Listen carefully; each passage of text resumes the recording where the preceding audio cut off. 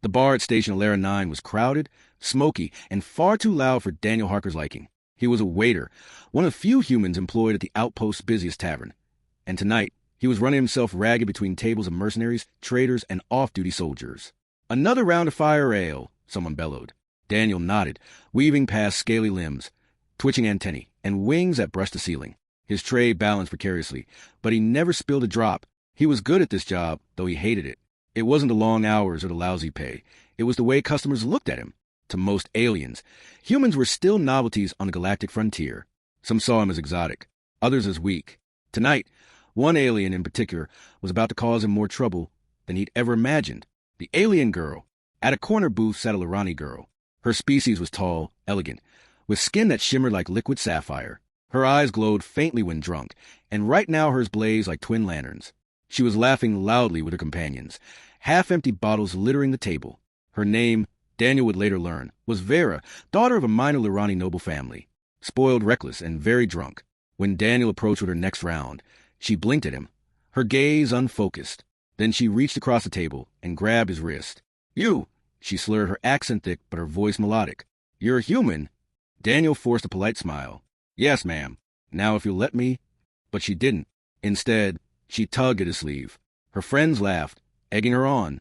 "Show us if the rumors are true." One jeered. Before Daniel could react, Vera's claws hooked into the fabric of his shirt and ripped it straight down the middle. The bar went silent for a heartbeat. Daniel staggered back, chest bared, tray clattering to the floor. Everyone expected him to flush with humiliation. Instead, it was Vera who froze, eyes wide, drunken laughter dying instantly in her throat. The mark across Daniel's chest, etched into his skin like molten silver, was a glowing mark. It wasn't a tattoo. It pulsed faintly with light, spreading from his collarbone down across his ribs, a pattern of interlocking lines and spirals. Vera's eyes widened in horror. She stumbled to her feet. That's impossible." Daniel yanked the torn shirt close, glaring. "Sit down before you hurt yourself." But she didn't. She whispered one word, almost reverent, almost afraid. "Starborn." Gasps rippled through the crowd.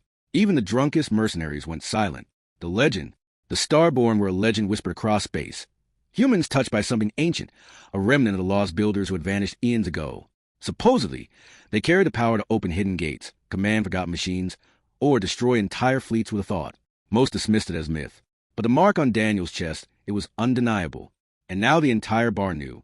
Daniel swore under his breath. He had spent years hiding that secret. The mark had burned onto his skin the night his colony was destroyed, leaving him the sole survivor. He didn't understand it. He didn't want it. He only wanted to be left alone. But secrets never stayed buried. The confrontation. Vera swayed, suddenly sober. Her friends whispered nervously, some backing away. "We should go," one muttered. "No," Vera snapped. Her eyes locked on Daniel. You're mine. Do you understand? With that mark, you could change the balance of power in the galaxy. And I found you." Daniel's jaw clenched. "Lady, you're drunk. Sit down." She stepped closer, lowering her voice. "You don't understand. The Lurani courts will pay anything for you. You'll come with me." "Not happening," he cut in. Her claws flexed, a spark of energy dancing at her fingertips. Around them, the tension thickened. If she attacked, others would join, because anyone who would claim a Starborn would gain unimaginable power. Daniel backed toward the bar counter. He wasn't a fighter, but he knew trouble when he saw it. The rescue. Suddenly, the door slammed open. Two armored figures stormed in, station enforcers. One was Rintal, the Veari officer he'd seen patrolling before. The other a burly human named Grant. "Enough!" Rintal's wings flared, her voice cutting through the noise. "This establishment is under watch. Anyone attempting to claim another being as property will be arrested." Vera hissed, but she hesitated. Even drunk, she knew the enforcers were dangerous. Rintal's sharp gaze swept to Daniel. She had caught a glimpse of the glowing mark. Her eyes narrowed, but she said nothing aloud. The crowd dispersed slowly, muttering. Vera's friends dragged her away, though she kept staring at Daniel as if he were treasure slipping through her fingers. The aftermath.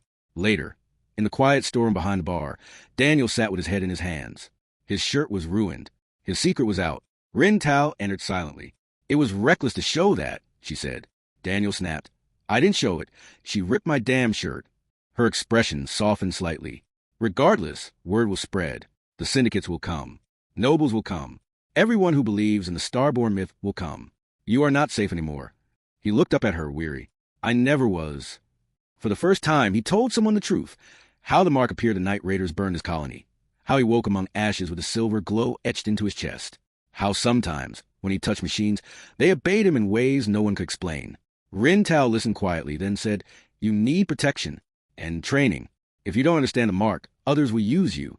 Daniel sighed. "And you're volunteering to help?" She gave a faint smile. "Let's just say I don't like seeing drunken nobles try to rip waiters apart." Vera's return. Days later, Daniel tried to return to normal life, but normal was gone. Customers stared at him differently. Rumors flew, and one night, as he left the bar, a sleek shuttle waited outside. Vera stepped out, sober now, dressed in regal Irani silks. "Daniel," she said softly, almost apologetic, "I shouldn't have done what I did, but you must understand, you carry something greater than yourself. My people, they would worship you." He scowled. "I don't want worship. I want to be left alone."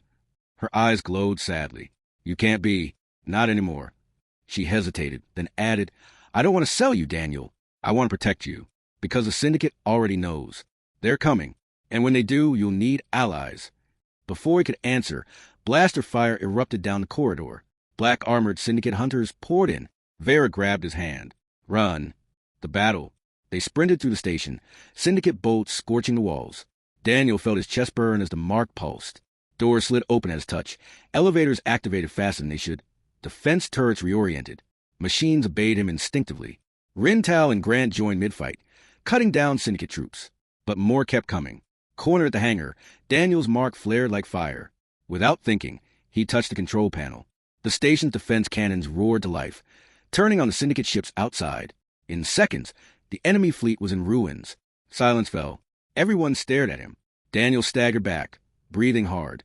I didn't mean to." Rin Tao said quietly, "The mark chose you. You can't run from it anymore." The choice. Later, aboard a safe house shuttle, Daniel sat with Vera and Rin Tao. His shirt was once again half-burned, his chest glowing faintly. Vera looked at him with something new in her eyes. Respect, maybe even fear. "When I rip your shirt, I thought I'd humiliate a human. Instead, I uncovered a starborn. I don't know whether to apologize or thank fate." Daniel gave a bitter laugh. "Both, maybe." Rin Tao leaned forward. "The syndicate will come again. Nobles will come. You need allies you can trust. Decide now, are you going to keep hiding, or are you going to learn what that mark means?"